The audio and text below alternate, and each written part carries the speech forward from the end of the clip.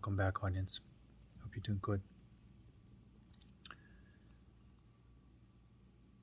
In this video, I just want to talk about the phenomena of choices. Again, this is the topic about living life in two directions and how different they are, the matrix way and the holistics way. And of course, if you listen to my videos and of course you did what I was talking about, you probably must have experienced this phenomena of having a motivation to go out there and do something for the purpose of alleviation of some sort of feeling. And that may be simple, like validation, some likes to get some like dopamine hits and stuff like that, all that stuff, right? The pleasure seeking, satisfaction or pleasure seeking, right? Like it's like, well, I'm going to be competing and winning in something, or I'm going to pacify myself with pleasure. So those two drives, and that's what the motivation is all about. And motivation is not a good word. And so in a matrix, people go like, okay, how I'm gonna keep my motivation going? How I'm gonna keep my motivation going? Like keep trying to keep the motivation going, not questioning that motivation is a problem, because motivation, the word motivation means that you have a motive. It means you have an agenda, and all the agendas are some sort of ways for you to find out how you can pacify that lack inside of you. Do you see how it works and how motivation works? Because when you're not in that motion of seeking that pacification, and your attention now is placed on directly on the feelings, of course you discover that what you've been looking for outside, for the momentary jolt and then crash, you can find it inside, in that exact same point from which drives you to do that thing, quote unquote motivates you. Now you discover that there's that feeling that is permanent, is always there, and you're like, all right. And so motivation goes away, and you may say like, well, what's the problem with me? I don't have any motivation. Right, there's no problem. You're probably just very peaceful, very happy, and no longer interested in moving on that direction. But of course, to have that transition onto how to live life on a holistic side, uh, there is a transition, of course, and there's almost like adapting to a different way of taking action. Okay, and it's through the inspiration or insight, as I call it. And that comes from that same feeling that before was driving you to be pacified, because now it's kind of glowing and it feels really good. It spits out, so to speak, sometimes some impulses, some ideas, and it does that has some flavor of joy. That idea already has some flavor of joy, and so when it happens, you're like, oh, that would be fun to do this. And so then you take that action and you do that. Now, through the logical mind, it would be like, okay, this makes no sense. Like, how can you just follow, uh, the next most exciting thing that you can do, and end up having that, success in life, safety, security, and all these different things. But you see, the safety and security is actually the state of being. And when you are already in that state of being, of safety and security, then all sorts of impulses and insights and ideas that stem from that feeling is going to be about that. You may not be able to see it, but uh, somehow, some way, it's going to create what you want. Okay. So now that brings me to this idea of choices. The paradox of this is that if you live in the world of choices, I choose to do this, I choose to do that, I choose to do this, I choose to do that, why would you make that choice? It's because you are thinking that through the logical choice, you can get to the alleviation of that natural existential angst that exists inside of you. And so there are choices there. But all of those choices will lead to exact same cycle of pain and pacification, momentary pacification, which goes into downward spiral and becomes just like any addiction, right? You know how it all ends. So now, what does that mean? So if you say no to any of these choices, that it's about, if I make a right choice, then I can pacify it with pleasure. If I make a right choice, then I be able to win, compete, dominate, status, right? And so you say like, okay, no to this and no to that. And then whatever arises because you said no to these things, then the distortion may be highlighted and may arise. And so then it's time for you to place attention there and alchemize that thing. But that saying no is very important. Because if you don't say no to these things, you continue on the cycle, so then there's no opportunity for you to even face these things that are inside, because you're just playing this old game of motivation, choices, and stuff like that. So the paradox is that once you stop making choices, right, but you just have to say no to choices, then what you have left is the feeling, right? It's not the mind anymore, it's the feeling. And that feeling, spontaneously in every moment, is going to make the choice for you. So it becomes a compass. And so you just think of this and it's like, oh man, that would be really, fun to do this. And all right, then you do it. And so it has to be your guiding mechanism. Okay? And you make no choices anymore.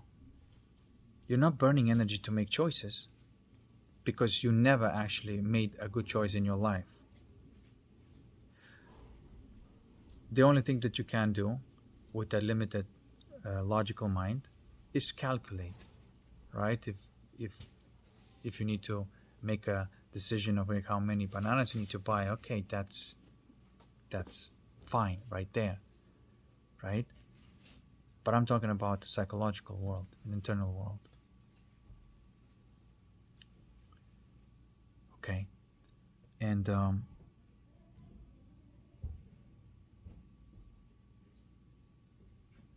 so you see, like, people may build entire lives around this thing. The people build around their entire lives around pacifying some distortion within themselves. Some people call it traumas, but I don't call it like that, because trauma indicates that it's been done to you, but really it's not how it is. We come in with all these distortions already and we play the game, and as you come in with the distortion, that distortion creates that event that appears to traumatize you, but the distortion was already there and it's going to keep on creating these events, right? And so then the idea is that, okay, I don't want to experience that pain again, so I'm just going to build an entire life around how to avoid that and pacify it somehow, right? And if there's that insecurity, then you do things out of insecurity. You may even want to be famous or better than somebody else in one particular skill and whatnot. That's all comes out of insecurity. And so this is why I say no to it's a vain kind of approach. It's not real life, you see. It's still a matrix trap. Even if you become successful, you're still going to have that insecurity. It's not going to go away. So in fact, this transition, this change, this permanent change, must happen internally, and you have to say no to these vain things. When you say no to making a choice, then the choice comes from within, not from the outside. Not something like, well, somebody's come, oh, I made the choice for you. All you gotta do is now go on this, um, career path or whatever. No, internally, but also it's already made for you. And so you no longer use your brain to make decisions of what you gotta do. It stems from inside, and it just, there's an idea and you feel good about this and you do that thing. And in fact, there's always two things about those types of decisions. There's a vision, which may be arising from all of these good feelings. The visions may arise. That happens because that feeling, funnily enough, has already packed. It has your ideal life packed in there. So you're not actually imposing the images that you want to experience. You are experiencing the feeling, and the feeling creates the images spontaneously in your mind, because it has those images packed. It already knows what's the ideal outcome for you.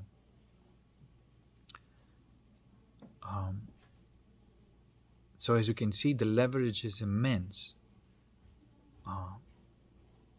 Alchemizing that distortion is the best investment of your willpower. By the way, I have to say that most of your willpower has to be about moving your attention where attention needs to be. That's where most of your willpower has to go. Then you don't even need to use willpower when you need to do things, because they are effortlessly flowing with the stream of enjoyment. Like even right now, the way I used to work out in the gym and the way I work out now, it's totally different.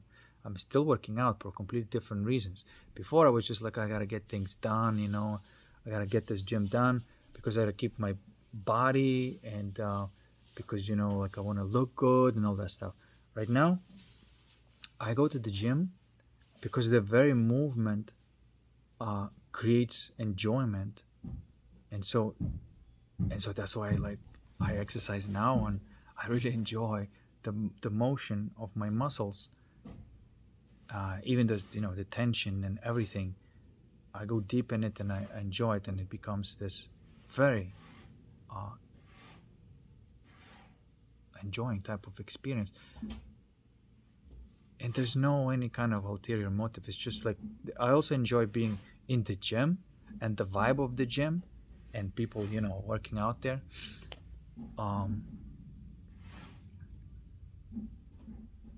Also enjoyed the atmosphere and the motion of my body, and so this is why I'm not counting anymore. It's like, oh, I gotta do this now, I gotta do this. No, it's like, okay, how else I can enjoy this?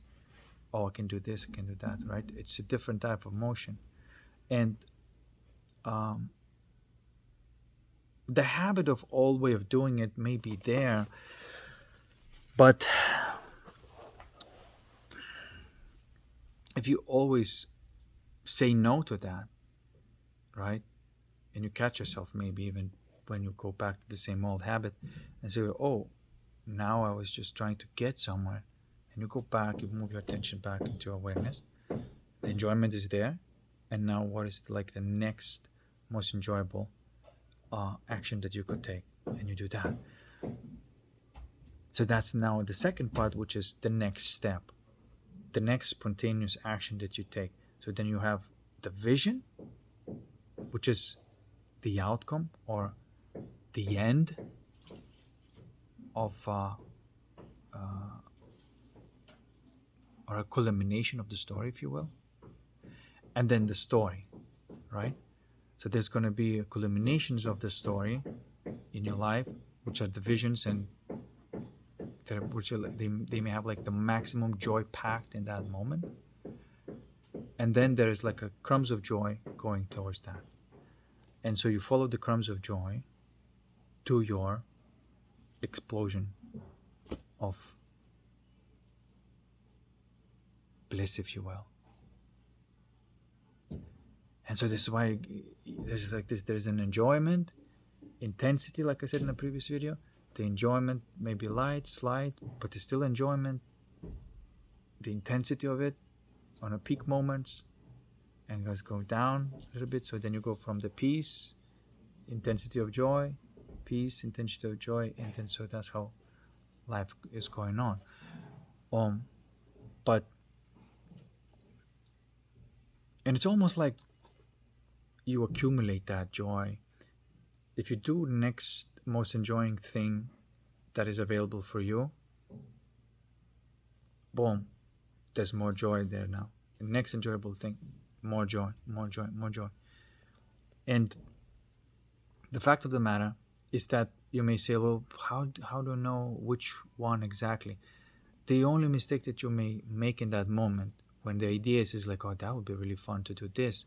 And the only mistake that you may do in that moment is to start making choices again and thinking that, oh, I have to consider this carefully, hesitation arises and all that stuff. No, you just flow with the joy, and that will take you exactly where it needs to take you. And sometimes you may, like scan for it. You scan for that joy within your body. You scan it, and it's like, oh, this one. Oh, that one feels good. All right, and you do that. And this is how I make decisions right now. And those decisions may appear like, well, that's kind of like categorical, or that's kind of abrupt and whatnot. And it may appear from the outside that it's kind of cold, right? But it's just like a appearance from the perspective of the Matrix. Because like, well, you're not engaging, you're not playing our game, right? And so then,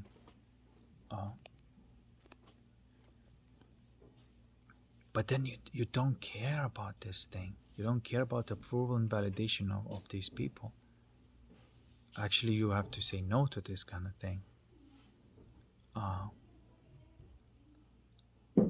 The last thing you need is a validation by some Matrix Muppet. Like, what kind of, you don't actually get the real validation satisfaction, because it's sort of like, again, there's a pacification, but there's no connection there, because who did this? Who validated you? Really, no one with the soul. So, who gives a fuck? But as you follow your enjoyment, that some other souls may join you in that playfulness, and over there you do experience all sorts of like, but the validation is in the sense that like somebody just wants to play with you, and that's enough. Somebody wants to play the game that you're playing, and that's and one person is enough to give you all the meaning, really, because it's the connection that the soul is looking for, not the validation. Okay.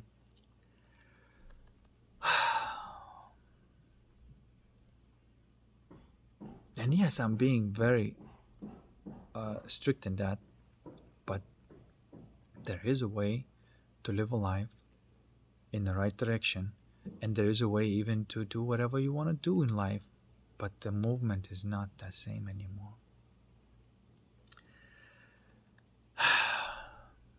And it's not out of choices.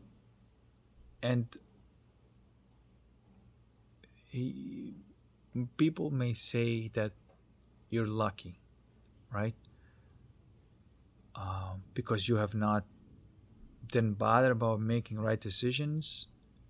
You just had a vision, the dream that you want, and you just follow little crumbs of joy towards it without pay, like wait, or like using your brain power and struggling and pushing that against the trend, and stuff like that.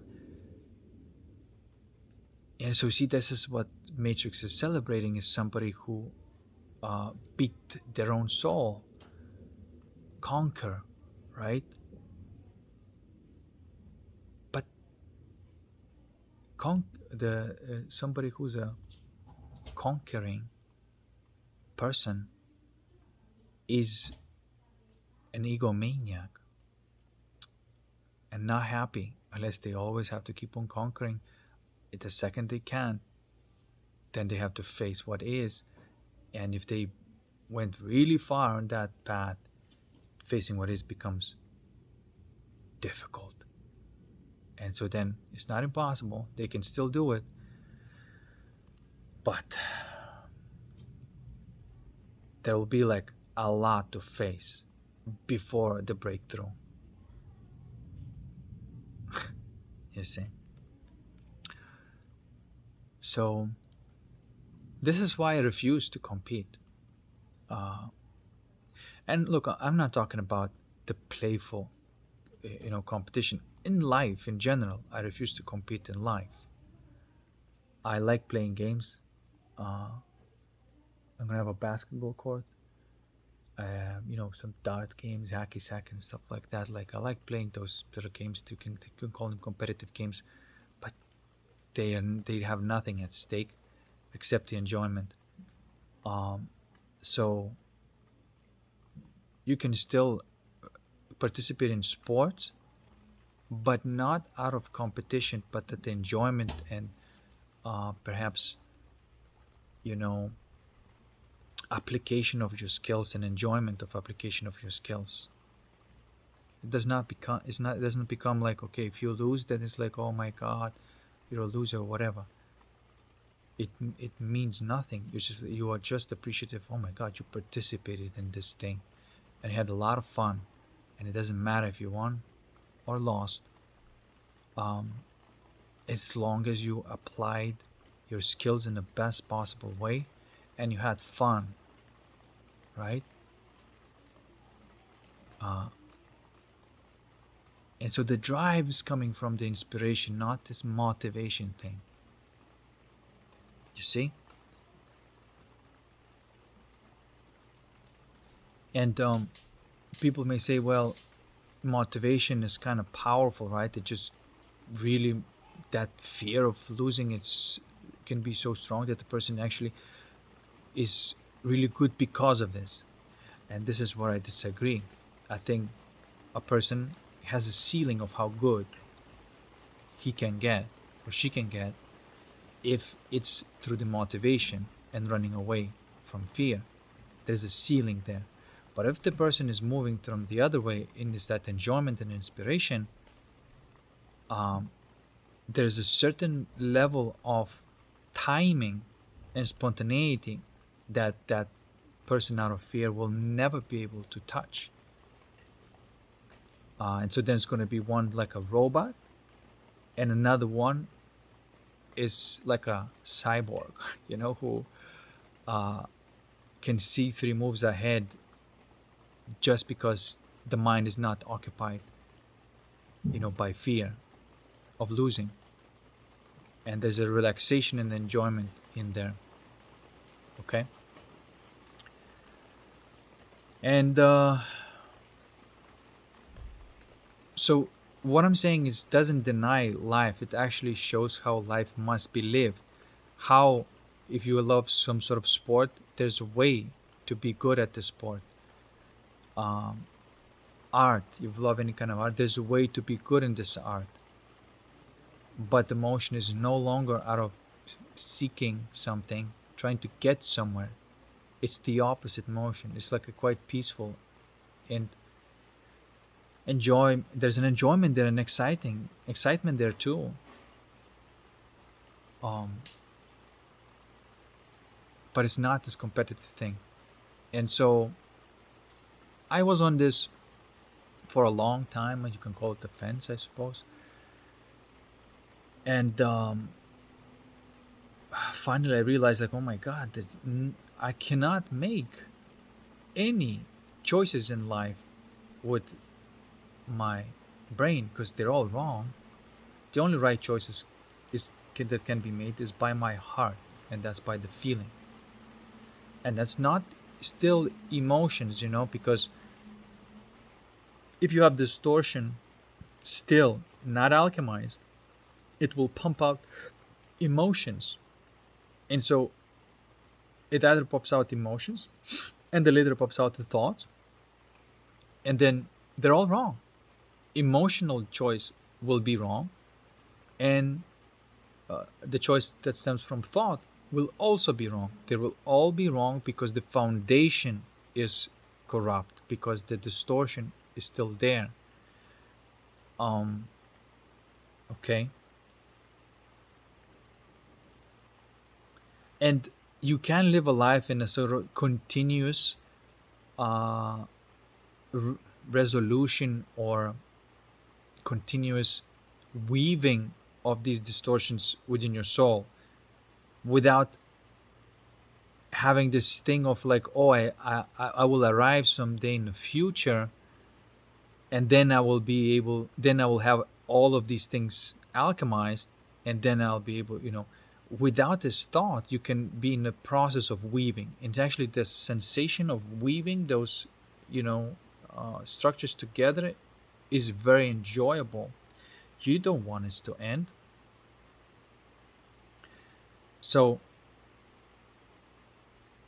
you're gonna weave one, and then it's gonna be another one, then you have to weave, and that's totally all right. And whatever you are in life, you don't have to get to the end of it.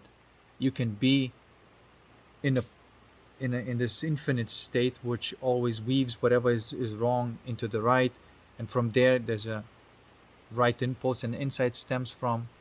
And even emotion, like, because I call joy is an emotion, bliss is a feeling, joy is the emotion that bliss creates, enjoyment, right? And so that emotion is right. Of course it's right, because it's joy, and it was not induced externally by consuming something. It came from within, and it's right, it's true. That's the definition of true. In fact, truth is, when people's looking for the truth in the mind, you will never find it, because truth is not information. Truth is a feeling, and that's the feeling of bliss. That's truth. Actually, the feeling of love is the feeling of peace. Um, and then from those feelings, you have emotions stemming from, but I would call these positive, coherent emotions, and that's also true. You see that it's the truth that you feel joy. Joy, the pure joy that comes from within, is true. It's real. And then from that joy, the image may come up, and the image may be also be true. That's the real truth. You see. And sometimes people confuse truth with facts. And somebody may say, well, that person hates me. That may be a fact, but it's not the truth. The truth feels like love and bliss. That's how the truth feels like. And from there, it has this intelligence to even get to the point of information in a perfect manner, fitting that puzzle of game of life perfectly. It becomes this art of living. Do you see how everything is about this direction of life? And do you see how all of your willpower, at any point in time, if you place all of your willpower and say, I'm just gonna right now say no to these actions that I've been taking, and whatever's gonna be left, that's what I'm gonna be facing with my attention.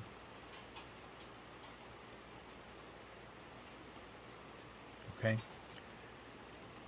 And you may need willpower at the beginning to keep your attention there, because the habit is keep running away, and the mind always like, what are you doing here? We got to do this, we got to do that. But that courage and surrender, that attention and awareness there, is where you got to stay and trust And the second you weave that distortion into the coherence, the feeling is going to be so good, so amazing. And that feeling will have everything. It will have beautiful emotions, thoughts, and sensations. Everything is packed in it. And it just bubbles up and it does everything for you. And it's like a plant will be growing. The seed is the feeling, the germ is the emotion, the the the flower is an image, and then sensation is the fruit.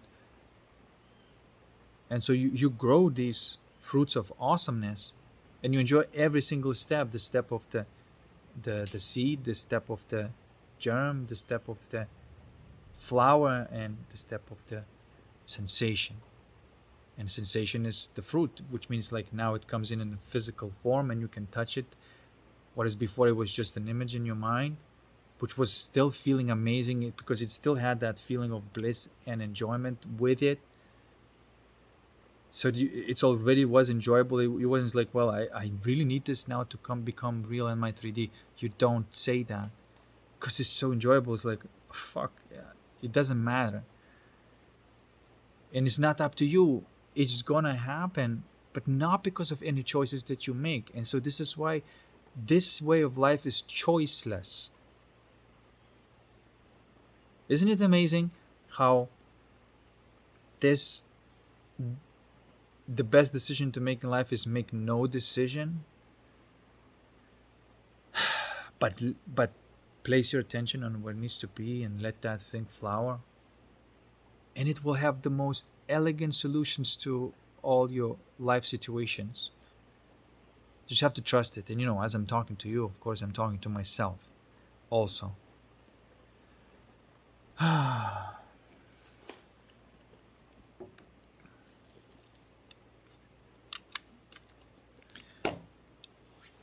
and and you just have to have a little bit of balls, to go that way, and to also have an awareness that, and perhaps honesty, self-honesty with yourself, is that yeah, indeed I was living life like that. And so there were few moments in variance in my life when I still caught myself still getting into that cycle and loop, and convincing myself that that's not part of it, you see. And so, but because my vigilance was about always observing if that's the right energy flow within me, or if it's backflowing again and leaking the energy. And if it is, then I would be like, okay, why? And then I can trace, oh, then I said yes to something that I should say no. And if I do that, then the right flow of energy happens.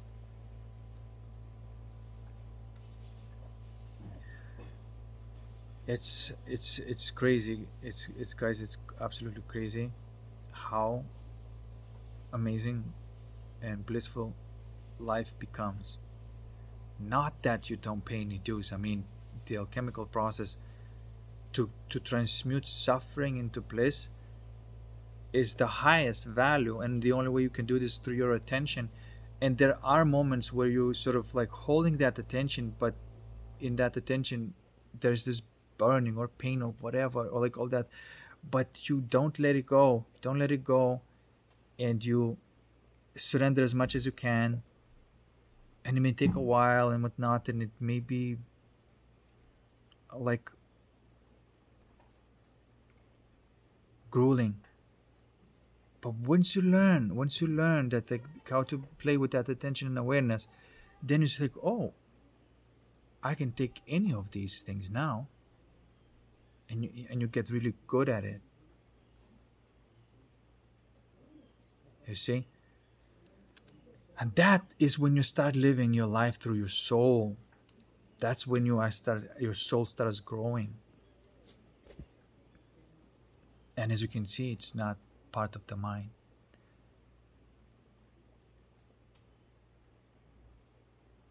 And sometimes, like, like, I do very few things in my life right now, but they fit everything perfectly. And I do basic things, but the enjoyment, like going to the gym is this basic thing, but it just gives me so much enjoyment. Um, so, so there's these insights, because if you used to keep on making decisions and burning your energy on decision making, and always being aware of that, oh, and I'm not sure if I made all the decisions right. If you then in there, then when you get to here, and you see, like, oh my God, it's like, it's too chill. What the fuck? Like, I make like maybe one insight, one guidance of taking some action that is spontaneous and not into sort of like, used, excuse me, not in the usual pattern, and then poof, and then it's like, oh, I'm gonna do this, and then you do that. But what you call decision, now it's an insight, and it bubbles up when it needs to bubble up, and it may not happen, and so you're not changing anything. When the change is not bubbling up from inside, you don't need to change anything. So then you just not worried, just do your life things, this thing, enjoy everything, from drinking tea to working out to maybe sitting a little bit on the computer, maybe enjoying watching a movie. I don't like scrolling, but I like to do to sort of through the synchronistic way. If something comes up, it's like, and I have this enjoyment, the image of enjoyment of watching a movie, I'm like, oh, that would be really fucking good to watch a movie, this type of movie. And so then I watch movies because I like stories, especially when in the story there is this the transmutation or the growth of consciousness, because that's, of course, it resonates with me, and I love these types of stories. I love these that has this mythological thread in there. And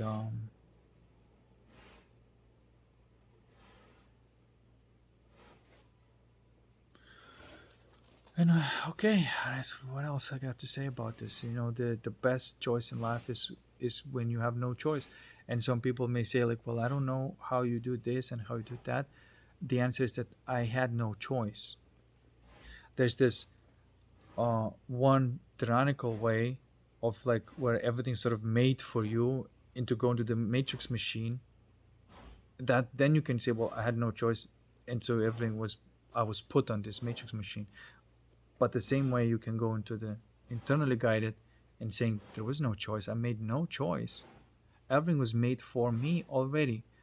Everything, the only thing I did, I said no to these choices of the matrix, and I placed my attention where it needs to be. And so therefore now it became my guidance system. Okay. And some people call it these like, my spirit guides and stuff like that. These are structures of consciousness that are permanent, never changing, and you can call it a guiding system or your spirit guides. You can anthropomorphize them and say it's, Archangel Michael and whatnot. But these are just geometrical structures of consciousness that are permanent, universal, never changing. That is always creating something that does change. This is sort of like the code that keeps on generating all the other codes.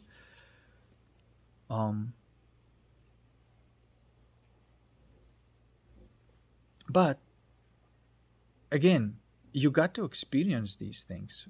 You got to, like, live them, and you realize, like, oh, okay, that's how it feels like. That's the feeling, and that's the feeling has this impulse to do this and to do that. Okay, you can say that you're guided by the Spirit, or the Spirit guide, if you will, but it's not a person. It is not a it's a state of consciousness. You can call it being, but it's your being. It's not separate being. It's your being, right? And so this is why the problem is when the people are not putting attention where they need to go. They do not live the life directly in a holistic way, and then they read about it that this thing called Jesus exists, that this thing called Archangel Michael exists, and then they, without living life in a direct way, create another pacifying image that is just like a drug. And again, it will pacify that distortion momentarily, but it's not Jesus. If you have not alchemized that distortion and you created an image that helps you to pacify that distortion, the only thing that does that is a demon. And that's the accurate way of saying it, because it's a thought form, and all thought forms are demons. And all what we call angel are being forms. It's the forms of being. It is not the form of thought. This is why you can be in a state of being out of which those feelings are stemming, and seemingly the words that you say are automatic, seemingly the actions that you say is automatic and spontaneous. Spontaneous, I should say, not automatic. It's spontaneous. And it's like kids, they don't have agenda, young kids, small kids, they don't have agenda. So there's the spontaneity and the purity there that is being at play. No these agendas yet. Okay.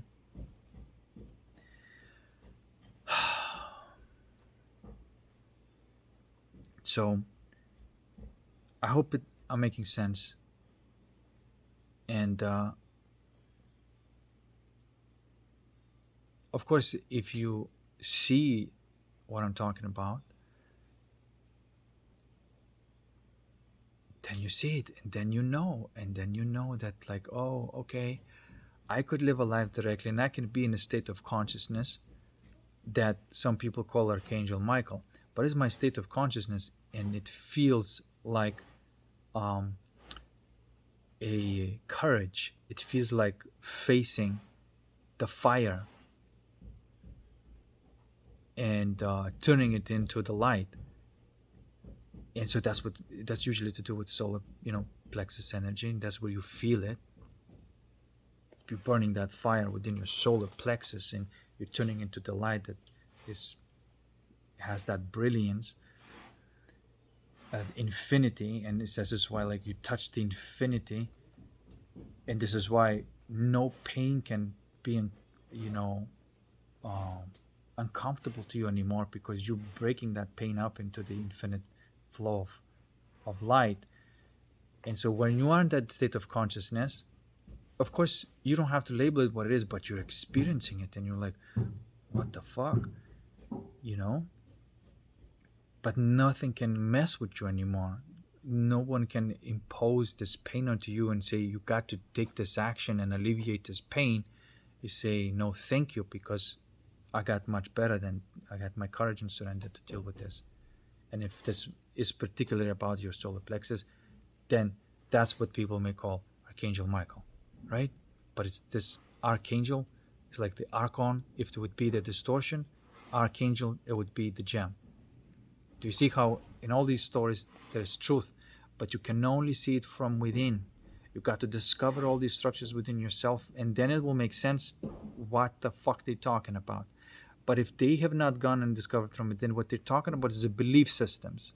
This is why the Archangel Michael can be a demon, and Jesus can be a demon if you have not gone through internal way of life. Because what are you talking about? You don't know what you're talking about. You're creating an imaginary friend, and it's not even a good and positive imaginary friend. I'm not against imaginary friends, but if the imaginary friend is to pacify the feeling, And it's basically, then it's this anti-guide. It's guiding you to pacify the feeling. A real guide will always show you of how to place your attention on that distortion, where you need to place your attention. Okay, and it will guide you where your attention must go. It will teach you courage and surrender. This is what it happens when the true internal guiding system within your body is communicating with you, and you responding to it, and then you understanding it. Okay, because it's there. But if you place your attention on that guide because you had lack courage and you lack surrender, then the Jesus become a demon, and God becomes a demon, because you use this to pacify that distortion, and that's a demon. Okay, demon is a thought form. It's nothing fancy, but thought form exists by itself also. You can, if you're vulnerable, you can go into one environment and a thought form may come in you start thinking this way, and you're like, what the fuck, like, that's because it's trying to invade your system. But then again, you defend yourself by you shall not pass kind of thing, right? With your courage, because if you're aware of, okay, these are negative thoughts, there must be some emotions. Behind those emotions must be the feeling. You place your attention there, boom, you shall not pass, motherfucker, and that's it. And so then thought forms die out, and you alchemize into that positive feeling. Now you're coming to the same environment, and what you're feeling is that glow inside you, already doing the work for you. And so these thought forms does not even enter your system anymore.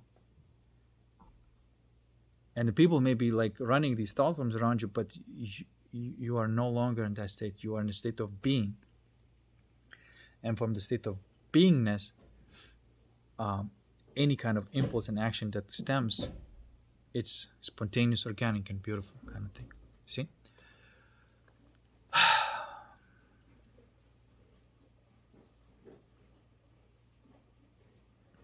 And of course, when you take the pacifier from the baby starts protesting and crying.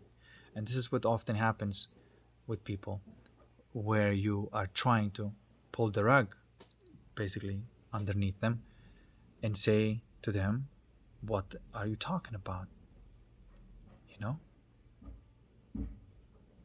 So what the fuck do you mean, Jesus? And when you question them, and then you can make them face the reality of it, so they have no idea what they're talking about, that they created this belief system that supports that distortion, that darkness in their soul. And I'm not saying in a judgmental way.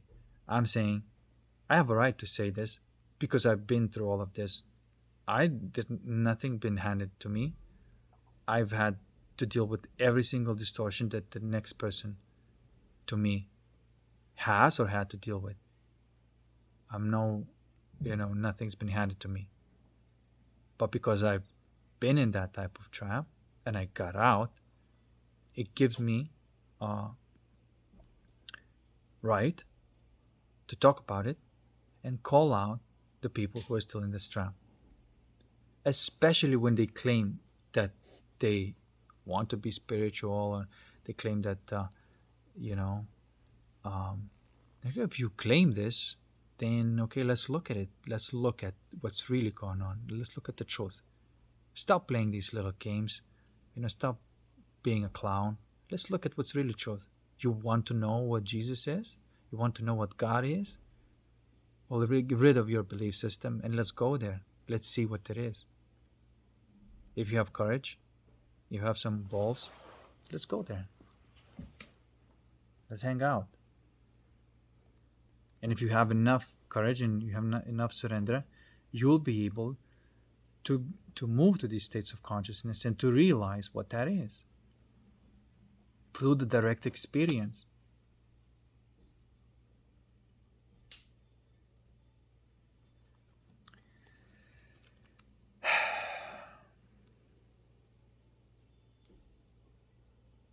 you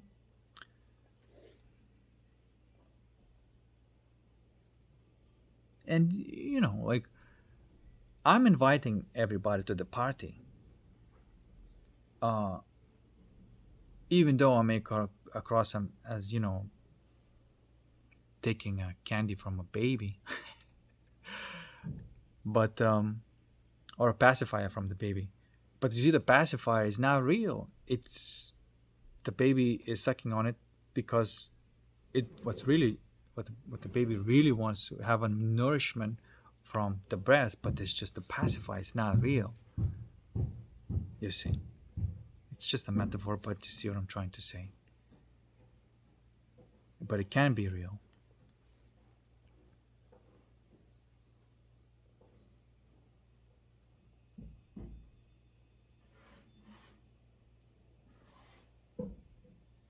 Okay. Um, See, this is why no one will understand uh, about the structure of consciousness, which is all these religions are trying to communicate through other side. If you teach somebody through the knowledge, they will create a belief system, and every belief system is still a demonic structure. It's still pacification of suffering, and this is what's wrong with all these religions.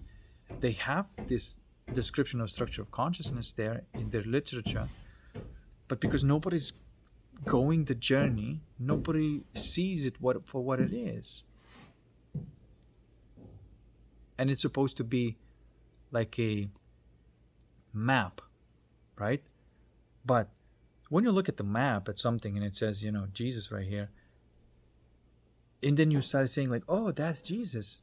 That's how it's ridiculous. It's like as you never experienced that state of consciousness, and you are believing in this entity called Jesus. It's just a belief system, and it's just a little map. It's not real. It's just an illusion.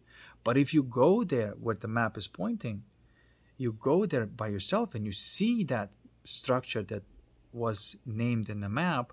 You see this directly and you experience it, and you're like, what this is because you have all immersion with it.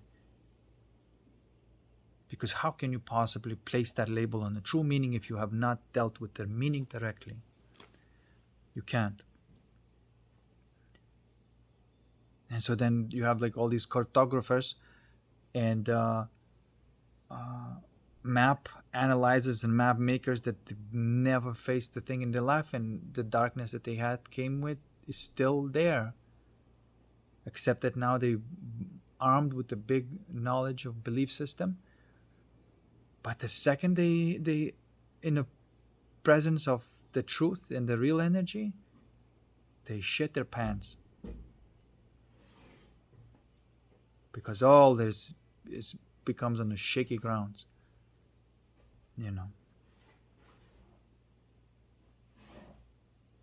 And yes, you may say like, well, what the hell? Like the whole world is like this. Yep, this video game is like that. It's not a direct reality. We are here to get to the direct reality through alchemizing the challenges of this game. We're going to get to it, but it's not just the passage of time. It's you living from your heart.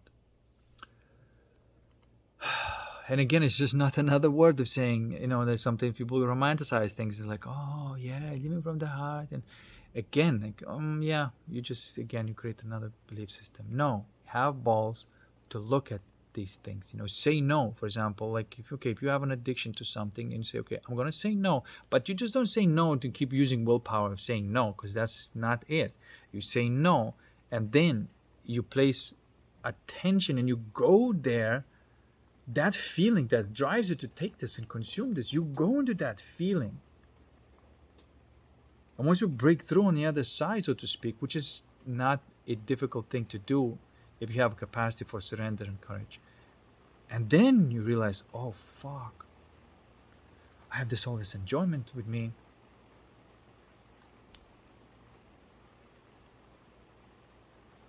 And so there's that transformation that's happening.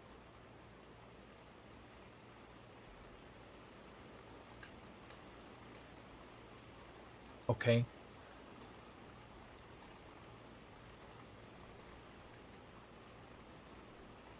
And because and yes, when you live life like this, you would be like, okay, so then there's not a lot of us here who live life like that at this point. Not a lot.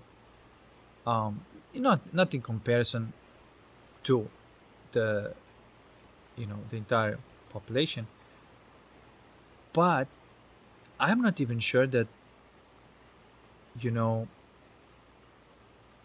I'm not even sure that if it is a simulation reality, and it is a simulation reality, then all of these souls who meant to begin living life in the right way will, as long as you and me are living life in that way. Because every time somebody will come in your vicinity, in your energy, they will be uh, pulled. They will be pulled towards that another way of life. This just happens naturally.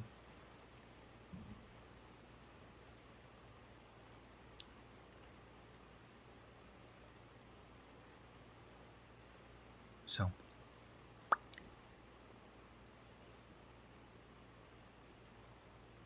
when I was beginning to realize this, and I was seeing like, okay, there's quite a few things that I have to overcome to get to that uh,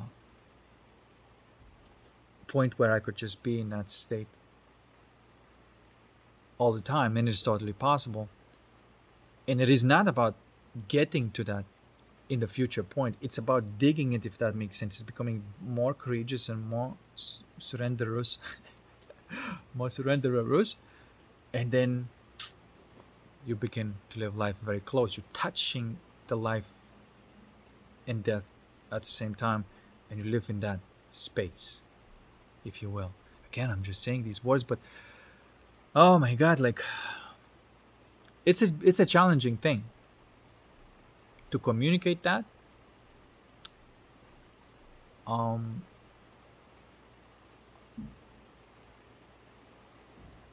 but here I am, still trying to do so.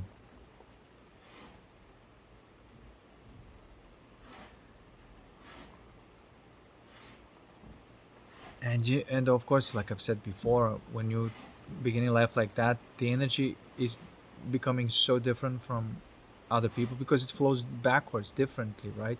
It's the opposite. Everybody's energy flows this way, and your energy flows the other way. So of course, there's gonna be kind of lots of frictions, but you can get to the point where you can almost like camouflage yourself, like with that stillness and compassion, and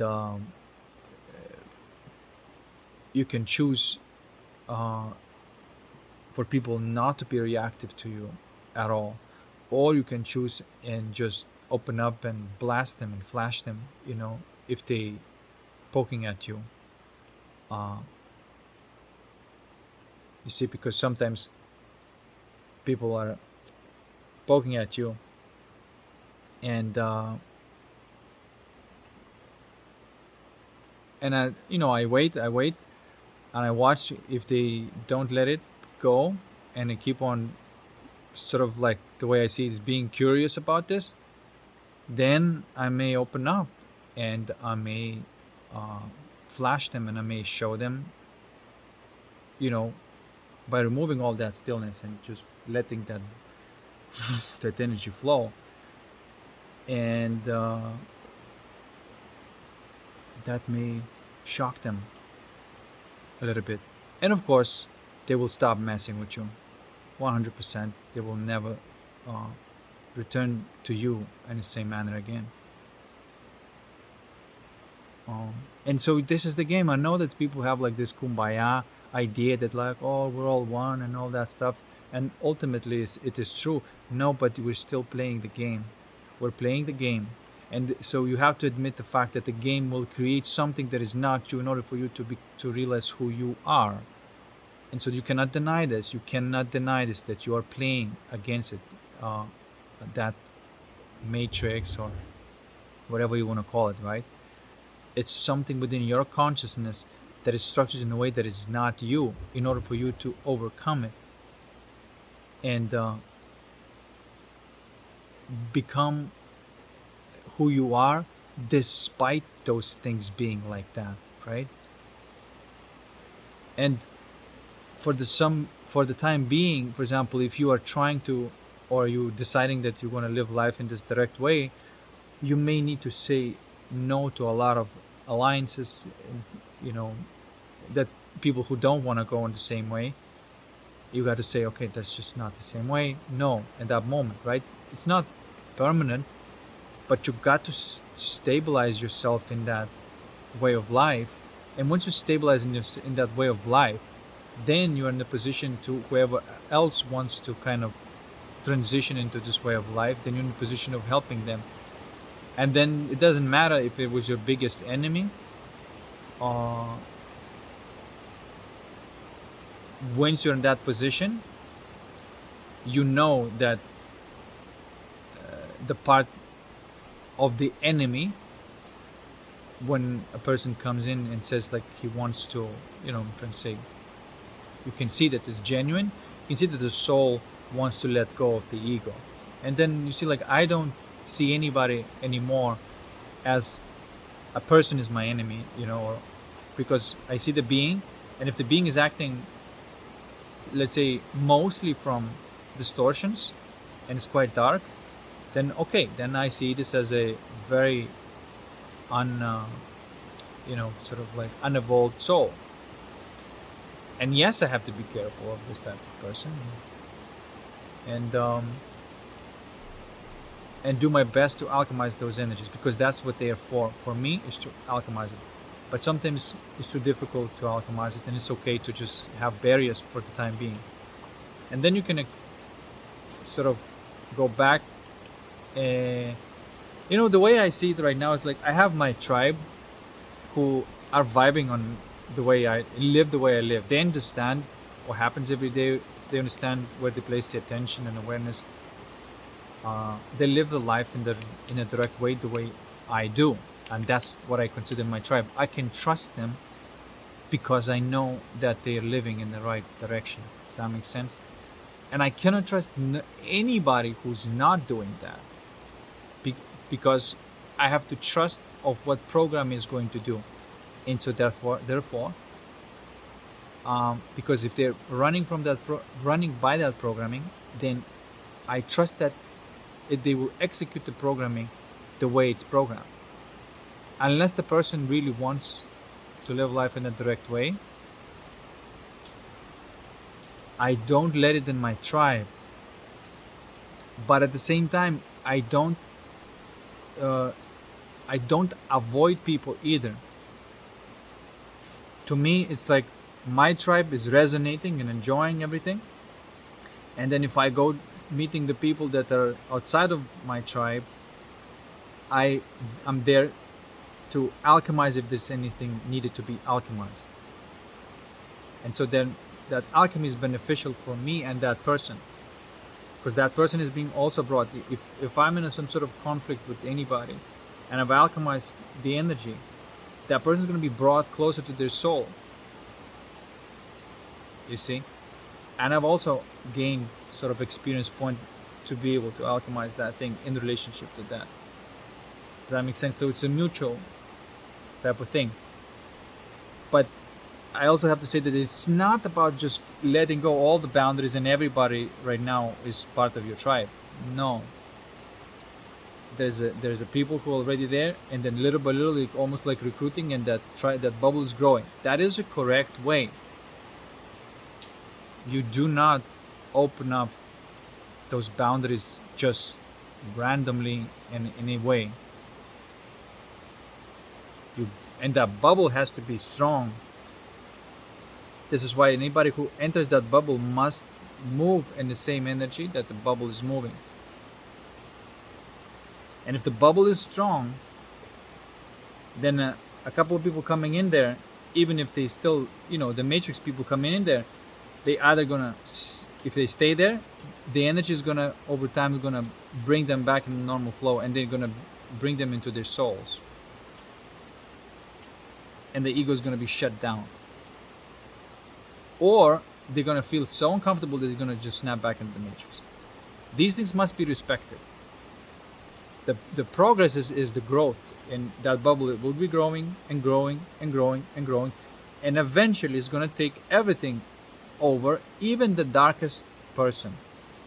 The darkest person, even the last person who changed into and move into the soul, will still be moved into their soul.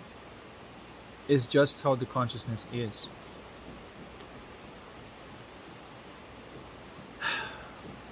And like I said before, the darkest person will probably be really good at creating machines, so to speak, right? But you cannot let them do any social engineering or governance.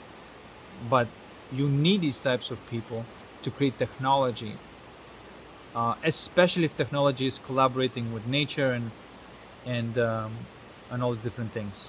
Technology is good in that sense, if the consciousness is sufficiently developed to handle that technology.